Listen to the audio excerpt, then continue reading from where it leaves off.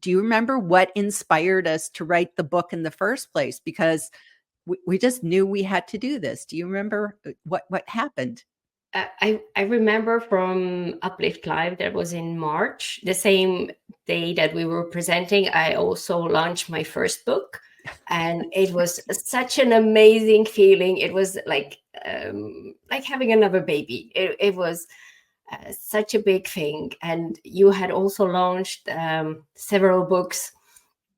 So I think that's kind of where I started thinking, I think there is a story that we would like to share with others, and why not write a book about it? I love that. I love that. And it's so true. It was just like not planned. It just kind of came organically.